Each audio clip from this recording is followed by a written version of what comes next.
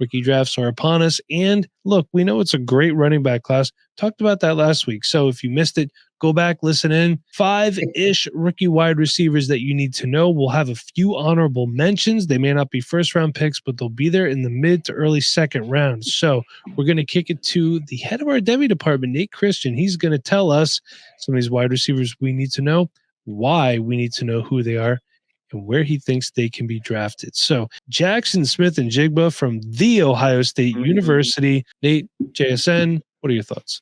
Yeah, Jackson Smith-Njigba, most people knew his name going into this college season because he finished last year as one of the best college wide receivers for an Ohio State team where he actually outpaced Chris Olave and Garrett Wilson, two of the best wide receivers in this NFL draft class we just saw.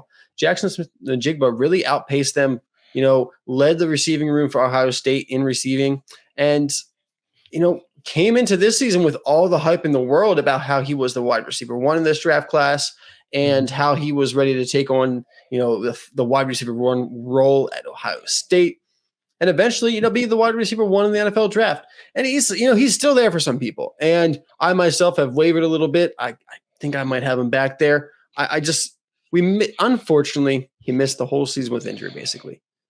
He only caught 5 passes this year, 43 yards. He only played in 3 total games. Didn't really play many snaps in those games. Didn't really make it through the rest of the whole games. He just really struggled to get on the field. A lingering hamstring issue that took him out the entire season. That's a worry of mine, for sure. He declared for the NFL draft, said he's going to be working on getting healthy. So Jackson Smith-Njigba is getting healthy, and if we see him healthy, the NFL is going to be in trouble because this guy is one of the best route runners coming out of college football right now. He's a true technician, just like many of the other Ohio State wide receivers. He has good size at 6'1", 200 pounds. He's not the track athlete like some of the other guys we've seen come out, but he does have enough acceleration and agility to create yards after the catch. He's going to get open, create separation through his route running. He doesn't need that top end speed to do what he does. And we saw him play in the slot his entire college career. It's interesting to see if he's going to be able to do it outside in the NFL. And then, of course, I can't stop without saying last year, the stats were incredible. 95 receptions for 1,606 yards, 9 touchdowns, averaged 16.9 yards per catch. So let's move on. Jordan Addison played at both Pitt and USC. Nate, is he the wide receiver one, or are you still banking JSN there? Yeah, see, this is what I'm between right now. I kind of have him 1A, 1B at this point. And then I've another guy we'll talk about next after them. But Jordan Addison, the Biletnikoff winner in 2021 as the best wide receiver in college football. Catching passes from Kenny Pickett. Mike, I know you loved him. And 100 receptions for just about 1,600 yards with 17 touchdowns. Jordan Addison really showed off his skills last year and ended up transferring in the offseason to USC. He joined Caleb Williams and Lincoln Riley. Wasn't on the field the entire season. He did deal with some injuries, but 59 receptions, 875 yards, and 8 touchdowns. Still looked like one of the best wide receivers in college football when he played. Jordan Addison really fits that Devonta Smith role. He's a little skinny, has a Slim Reaper kind of play style at 6 foot, 175 pounds, but he is physical. He can create the contested catch situations and win those with his long frame, long arms, and his ability just to track the ball is really impressive. Plus the yak ability. He's an athlete. He's fast. He's able to accelerate and, break corners, turn angles, make the safeties miss. I love Jordan Addison. I would love to hear about what you guys think about Jordan Addison because some people have him as the wide receiver one. Some people have him as the 3 or 4 in this class. Yeah, I'm a Jordan Addison fan. Been a fan since I scouted Kenny Pickett and I saw him. He missed time. It's not like he missed the entire season or anything like that and still put up almost 900 yards receiving. So I'm not worried about him. I do like, not saying a straight up comp to Devonta Smith, but saying he has some of the attributes with the frame. I agree. And we see that these guys, they can excel in the NFL. Yeah, no, I think I like him a lot. I think he's going to be my 1 or 2, like Nate said. I really like his route running, man. I think he can break it off on people, and it's just incredible what he can do with his routes. I don't think there's a wasted movement that he brings on routes, which I really love. And even though he's in the slot a good amount, he's making plays down the field, which I really like. He's not just a guy that's small and just doing these little slot routes. No, he's going up, making big plays. He plays a lot bigger than what his frame is. And I'm really excited what he has to offer in the NFL. I think He kind of reminds me a little bit of a Calvin Ridley-esque player. I think he's got a chance to be pretty special in the league, in my opinion. All right, so we will move on. And Quentin Johnston from TCU. Yeah, so Quentin Johnston, talking about a guy who plays big, 6'4", 215 pounds. This is one of the guys. There's not too many of these guys coming out each draft class anymore who fit this alpha X wide receiver role, but he does. At 215 pounds, he's not that kind of prototypical guy outside who's 230 pounds or something like that. But with Quentin Johnston, 215 pounds, he creates yards after the catch. And that's what really separates him from a lot of the other players who fit in that X alpha role. Those guys are usually the guys who can't really separate. They, win those contested catches. I will say Quentin Johnston, we do see some issues sometimes with separation out of his breaks. If you ask him to run a go route, he can definitely create some separation though. But once he has the ball in his hands, he is a weapon. Having that combo of size, speed, and then the agility after the catch, it is just talk about a boomer bust prospect. Quentin Johnston, he's going to be in the same mold as a lot of these, boomer bust guys we've seen before. Treylon Burks, jury's still out on him, but DK Metcalf, he has that kind of potential, but he also has the potential to be like a Martavius Bryant or a Kevin White or something like that. Poor Kevin White, though, injuries never really let him get going. But he's going to fit that kind of vibe where, we saw him get better each year, but a lot of that was analytics with efficiency and stuff like that. He didn't have his first 1,000-yard season until this year when he had 1,069 yards on 60 receptions. I like Quentin Johnston, but he doesn't feel as safe as the other two. How do you guys feel about Quentin Johnston? I think his ceiling is actually pretty high in my opinion, and I'm close to making him my wide receiver too. Not quite yet. I've seen a couple of routes when he's just running. I see what you meant, like going downfield, running post routes. He's creating a ton of separation there, but his release package needs a lot of work. He does a lot of juking on off coverage, which didn't look good. Looked kind of dumb because you're trying to juke nobody in that case. I think that stuff like that can get cleaned up. We talked about DK Metcalf had the route branch and not the route tree. If you just give him a little bit more of coaching when it comes down to his intermediate and his short routes, I think he can be that DK Metcalf type of receiver on an NFL team if he's able to fix that issue. That downfield threat it's quite scary. The one thing he does need to help fix is his hands.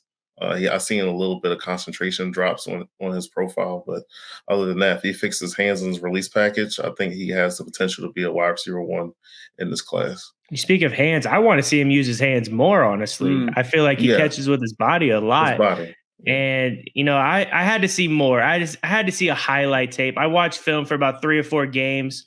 I was like, I'm missing something. There's something that I'm not seeing. He's not playing to his height. He's not going up and getting the ball with his hands. What am I missing? Then I turn on the highlight tape, and these plays weren't even in bounds, but the dude jumps out the gym, goes up, makes a play with his hands. And I'm like, if this dude just did this during the game, I mean, golly, this dude would be insane. But he just plays kind of soft sometimes. And I think he has a lot of potential. Like Porkman said, he could be the wide receiver one at the end of this with how much athletic ability that he has. He does. I like his little spin move that he uses, though. He anticipates that cornerback coming up and hitting him, and he can be a little slippery. So I like to see that, especially with the speed, man. The dude is a freak, though. But let's move on. Joshua Downs from UNC. This is a guy that I'm really high on. I think personally, I'd rather have him over Quentin Johnston. Hey, what are your thoughts? Mike, we've been talking about him a while ever since we actually all talked about Josh Downs before because we all scouted Sam Howell. And Sam Howell, we saw him play with Daz Newsome. We saw him play with Dyami Brown. But Josh Downs is the best of the three. And Josh Downs, his ability to create separation, create yards after the catch. Dyami Brown was a deep threat. Daz Newsome was a little slot guy. Josh Downs can do it all.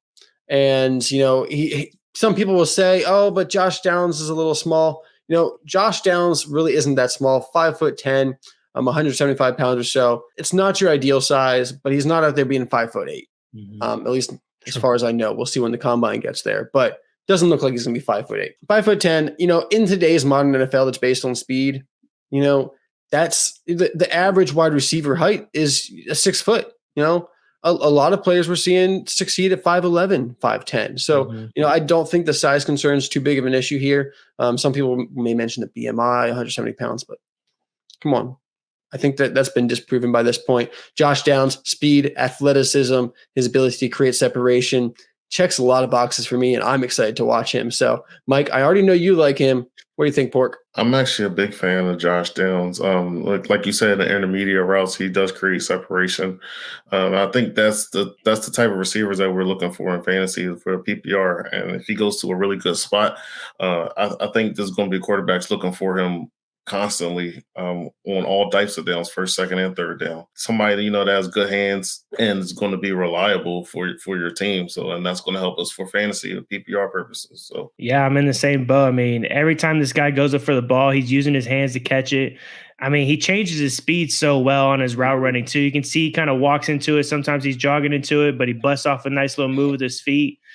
I really like this guy a lot. I think he's going to be a nice little mold in the NFL. Some team's going to be very happy that they got him, and he's going to produce pretty well. He's going to be consistently open. So this is a good wide receiver in this class. So last one here before we go to Nate will just run through some 2 quick honorable mentions. That's Kayshon Boutte. We already know about the off-field issues with him. That's been well documented. So we're just going to go past that. But Nate, what do you see on the tape and on the field that he could bring to an NFL team? Yeah, Kayshon Boutte, this is a guy that we've all been talking about for a while in the Devy community because, LSU, hey, it's one of the new wide receiver universities. We have Jamar Chase come out of there, Justin Jefferson.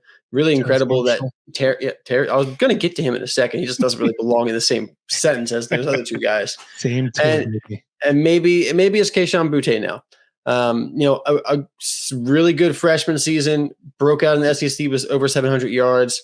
Sophomore season, started out really strong, 9 touchdowns in just, 6 or so games, had a foot injury, missed the rest of the season. And, then we have some of the off-field issues and things. There's a lot of question marks. Is he healthy? Is his head in the game? And can he continue to improve and, be the wide receiver 1 in this draft class? Because remember, coming into the season, Kayshon Boutte was a popular wide receiver 1 for this draft class. And what does he do? He gets outplayed by his teammate Malik Neighbors, who we're going to be talking about next year. Remember the name, Malik Neighbors, very talented. This year, all Boutte can put together is 48 receptions for 538 yards and 2 touchdowns. Really struggled to take on any kind of lead role in the wide receiver room, was just in the mix of the top 3-4 wide receivers in that room. So, I like to see players that improve throughout their career. Unfortunately, it looks like Boutte has gone the opposite way. But on film, we do see some good qualities. You saw 9 touchdowns in 2021 in just a couple games. We've seen this guy who can dominate on the outside. At 6 foot, he's not the biggest player, but he has some plays where he really does play above his size and he can win in the red zone. He is a physical player when he's playing at his fullest. The question is he healthy? And if he is, does he have that dog in him? Does he have the dog in him? Because that's what he's had before. And it seems like it might be missing now because he's a talented player. There's definitely talent there. We just got to make sure, hey, he's got that dog in him. So we got 2 honorable mentions for you guys that you're going to want to definitely think about. Rashee Rice is 1 and Jalen Hyatt. Jalen Hyatt, who I think might not have broken out if Cedric Tillman had not been injured. There's a very good possibility of that. Tell us why these guys need to be on our radar. Yeah, Jalen Hyatt definitely needs to be on your radar. He was the Blick Knockoff winner this year as the best wide receiver in college football. Playing for Tennessee, like Mike said, Cedric Tillman did go down, and suddenly Jalen Hyatt took off, just completely went off. Very impressive, and that's why he won his award. I'm trying to pull up his stats against Alabama because Jalen Hyatt versus Alabama really put his name on the map this year. In a big game against a very good Alabama, Tennessee was playing them.